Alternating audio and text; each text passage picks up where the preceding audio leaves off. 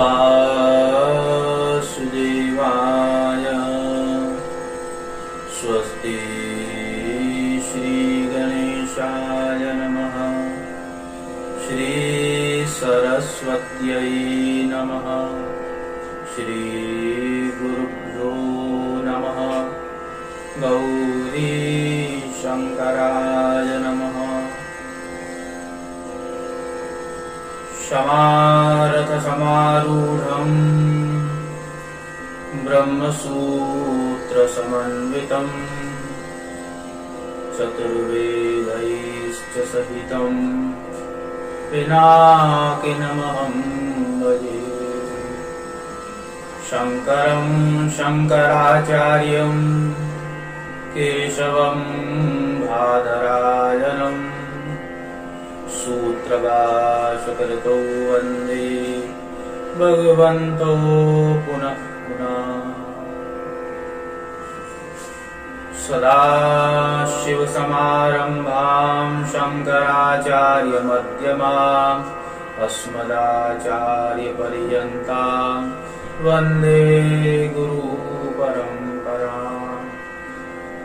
बोलिए श्री गौरी शंकर भगवान की जय। हनुमान जी महाराज की जय। नमः पार्वतीपते हर हर महादेव। हर हर महादेव शंभो काशी विश्वनाथ गंगे। हर हर महादेव शंभो काशी विश्वनाथ गंगे। काशी विश्वनाथ गंगे। काशी अमरनाथ गंगे। काशी विश्वनाथ गंगे। काशी अमरनाथ गंगे।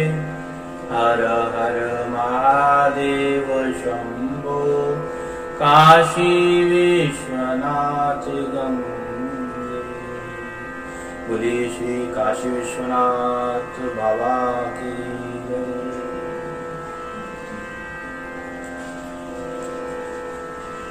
नारायण नारायण नारायण। अकारण करुणा वरणालय कल्पतरु परब्रह्म सच्चिदानंद घन। एकमात्र उनकी असीम महती कृपा से ये पूरी सृष्टि चलायमान हो रही है।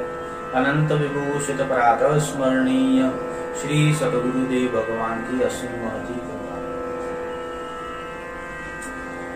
ईशानः सर्वविद्यानां ईश्वरः सर्वभूतानां ब्रह्माधिपतर ब्रह्मणोऽधिपतर ब्रह्मा शिवो मे अस्तु सदा शिवो। शिव शरणम शिव शरणम शिव शरणम। भगवान सदाशिव की असीम महती कृपा से शिव कथा चिंतन एवं शिव जी की महिमा महापुरुषों के आशीर्वाद से ब्रह्मण्य देवों की कृपा से इस पवित्र श्रावण मास में भगवान का चिंतन हो।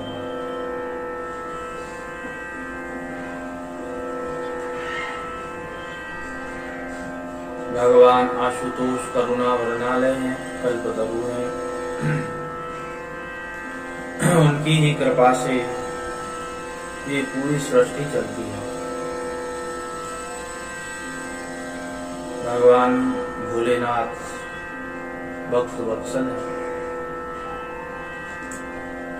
श्रावण मास में सभी भक्तगण अपने अपने घर पे पूजन करते हैं और आनंद की प्राप्ति को प्राप्त करते हैं। पूर्व के कथा के संदर्भ में भगवान शिव जी की संक्षिप्त रूप से महिमा का वर्णन हुआ था। भगवान शंकर की पूजा बहुत ही सरल है। देखिए, कह रहे हैं कि भोलेनाथ, जो उनके भोले भक्त हैं उनके लिए वो भोलेनाथ। और वैसे तो भगवान क्या है? करालम महाकाल, कालम कृपालम, महाकाल। भोले भक्तों के लिए भोलेनाथ, और जो दुष्ट हैं संसार में, जो दुष्टता करते हैं, जहाँ शिव पूजन भक्तगण करते हैं, वहाँ जो विघ्न उत्पन्न करते हैं, जो ऐसे दुष्ट हैं, उनके लिए वो साक्षात महाकाल। बोलिए महाकाल भगवान की जय। उनके लिए महाकाल बन जाते हैं। नहीं तो आशुतोष नीलकंठ शंभु अविनाशी, गंगाधर महादेव जो है कैलाशी। आशुतोष भगवान शीघ्र प्रसन्न होते, भक्तों की पूजा से शीघ्र भोलेनाथ प्रसन्न हो जाते हैं। ऐसे हमारे भोलेनाथ। बोलिए शंकर भगवान की जय। हर हर महादेव। भगवान शिव की पूजन, भगवान सदाशिव का पूजन सबको करना चाहिए। और ये तो पवित्र श्रावण मास है भैया। इस पवित्र श्रावण मास में तो मन लगाकर महादेव जी की आराधना कीजिए, शिव पूजन कीजिए। मन लगाइए पूर्ण रूप से भगवान शिव जी में।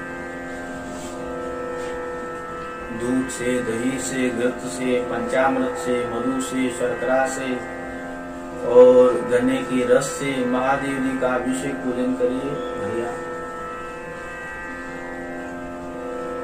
भगवान भोलेनाथ हैं, कृपा करते हैं। तो भगवान शिव जी का जो भी व्यक्ति पूजन करता है उसका फल क्या है? कहने हैं शास्त्रों में बहुत फल है। आपकी भावना क्या है? जब आप पूजन करते हो, संकल्प क्या करते हैं, उसी संकल्प के अनुसार ही आपकी मनोकामना महादेव पूर्ण करते हैं।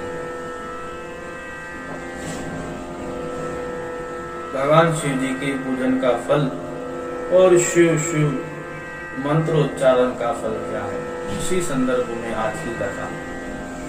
देखिए अलग अलग कथाएं भगवान शिव जी की, हम प्रभु की कृपा से, सतगुरुदेव के आशीर्वाद से।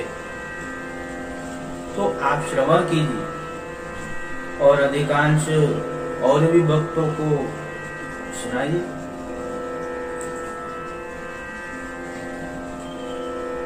भगवान सदाशिव अति करुणा वर्णालय, जो भी भक्त पूजन करता है उन्हें फलों की प्राप्ति होती है।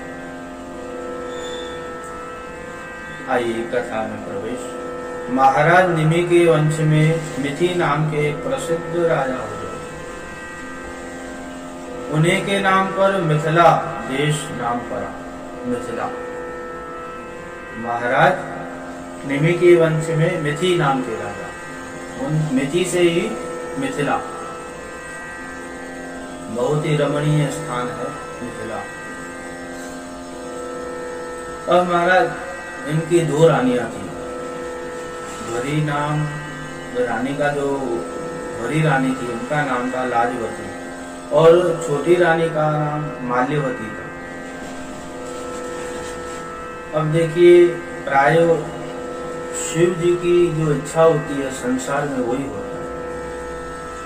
व्यक्ति चाहे कि मैं ये करूं वो करूं, परंतु जब तक शिव इच्छा नहीं है तब तक कुछ भी नहीं होगा संसार। भगवान की ही कृपा से सब कुछ होता है संसार। और प्रभु की लीलाएं अनेक है। भगवान कौन सी लीला किससे करवाना चाहते हैं किसी को पता नहीं। लाजवती बड़ी रानी और माल्यवती छोटी रानी। अब राजा जो थे मिथि, वो छोटी रानी माल्यवती के कहने पर बहुत चलते थे। उनके कहने पर बड़ी रानी को महाराज महल से निकाल लिया लाजवती को। महल से निकाल करके नदी के उस पार दास दासियों के साथ उनको रहने के लिए स्थान दिया और फिर महल में आ गए, छोटी रानी के साथ रहने लगे, माल्यवती के साथ। अब माल्यवती के साथ रहते रहते राजा बड़ी रानी को भूल गए। और लाजवती जो है, बड़ी रानी जो थी, वो बहुत ही दुखित थी और चिंता में थी। और अकस्मात एक समय वो महल के बाहर कह रहे हैं, रुक करके चिंता में, बहुत ही चिंता में थे। और उसी समय एक योगीराज वहां से जा रहे थे और इनकी इच्छा हुई लाजवती की, मैं योगीराज के श्री चरणों में दंडवत प्रणाम करूं, उनसे कुछ वार्तालाप करूं।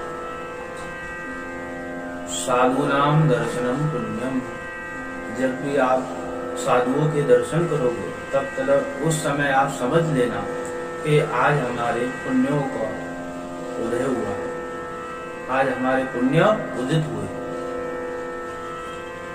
तो योगीराज जा रहे थे और लाजवती ने कहा, दासियों से आप जाकर के योगीराज को कहिए कुछ क्षण के लिए यहाँ आए और हम उनसे वार्तालाप करना चाहते हैं।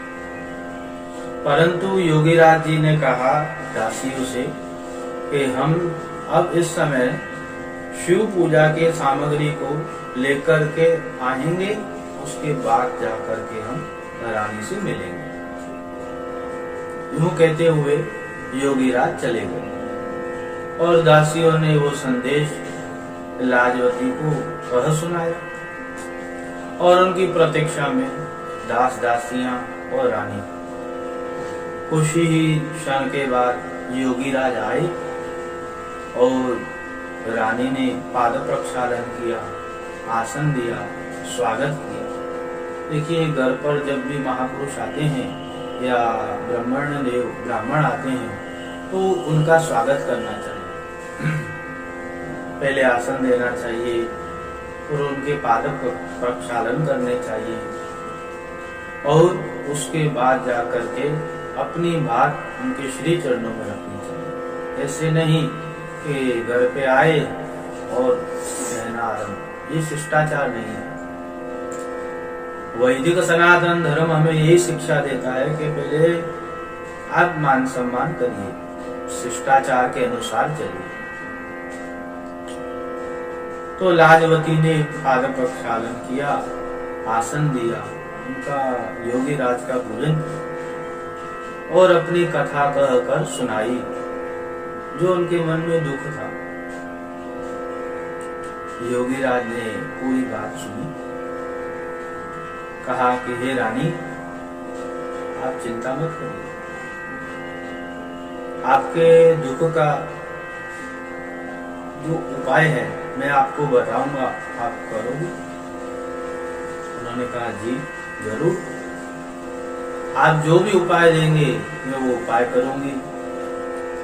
योगीराज ने कहा कि नदी के उस पार जाकर के भगवान शंकर के मंदिर में जाइए, शिवालय जाइए, वहां पर भगवान शिव जी का पूजन कीजिए, शिवलिंग का पूजन कीजिए और पूजन करने के बाद शिव शिव मंत्र का जाप करिए।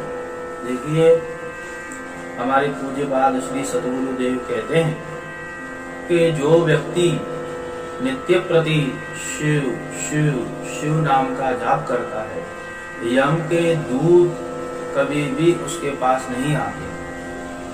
आप चाहते हो कि यमराज जी के दूत हमारे पास नहीं आए, शिव शिव मंत्र का जाप करिए। बोलिए शंकर भगवान की जय। हर हर महादेव।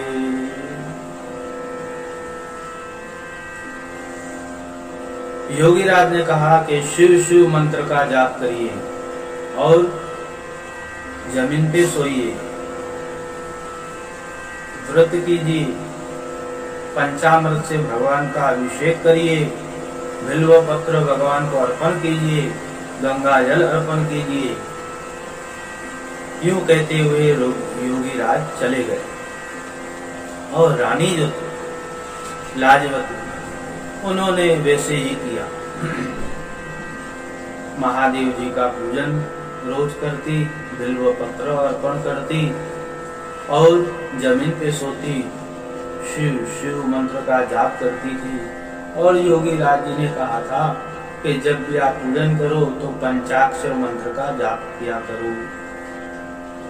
और जब भी लाजवती पूजन करती तो शिव पंचाक्षर मंत्र का जाप करती थी। शिव पंचाक्षर मंत्र की बहुत सारी महिमा है, वो फिर कभी महादेव जी की कृपा से विस्तार करेंगे। नित्य प्रति रानी ऐसे ही पूजा करती थी। यूं करते करते उनका हृदय, उनका चित्त निर्मल हो गया।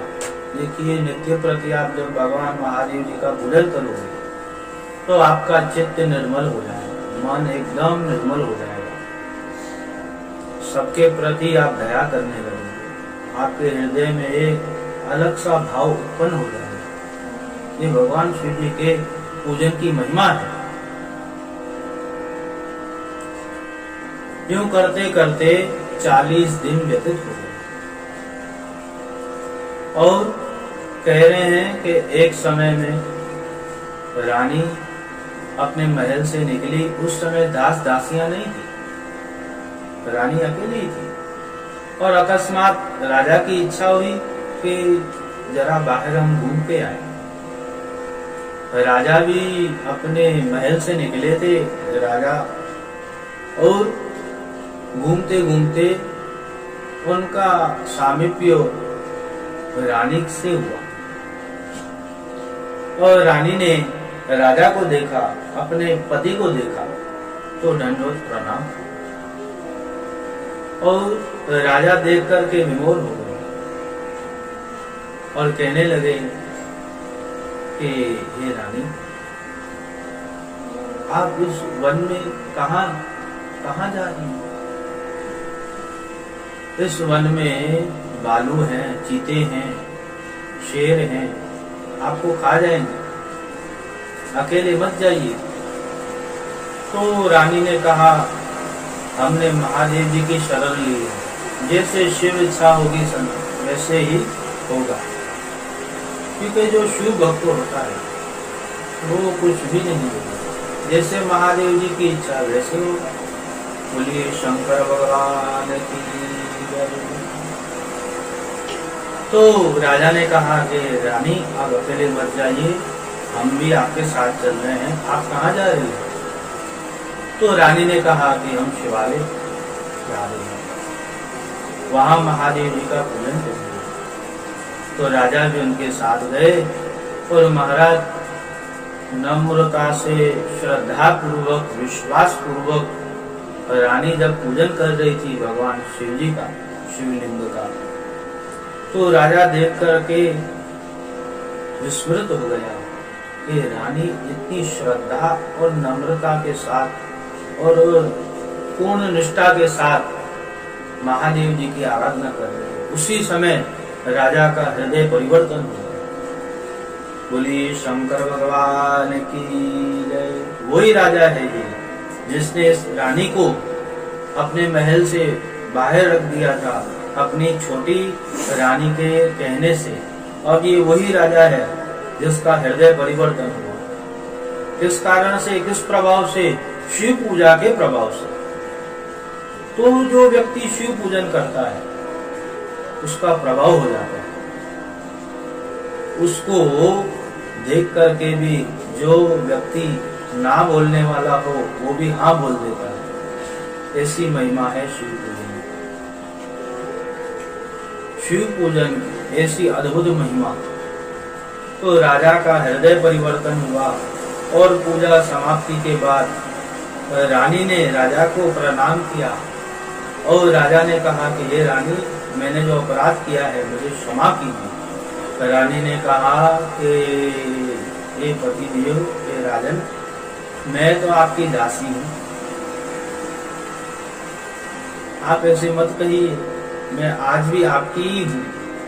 राजा ने ऐसे वचन सुन करके और विमूढ़ हो गया और रानी को अपने महल में ले गया। और महाराज भगवान शिव जी की कृपा से राजा और लाजवती रानी दोनों मिलकर भगवान शिव जी का पूजन करते हैं और बहुत ही श्रद्धा और विश्वास पूर्वक नित्य प्रति भगवान शिव जी के प्रति पूजन करते हैं, अभिषेक करते हैं, बिल्व पत्र अर्पण करते हैं, गंगा जल अर्पण करते हैं, श्रद्धा के साथ, विश्वास के साथ, दृढ़ता के विश्वास होकर के पूजन करते हैं। और पूजन करने के बाद कह रहे हैं कि अंत समय जब आया तो राजा मिथि और रानी जो लाजवती थी, उन दोनों को शिवलोक की प्राप्ति हो गई।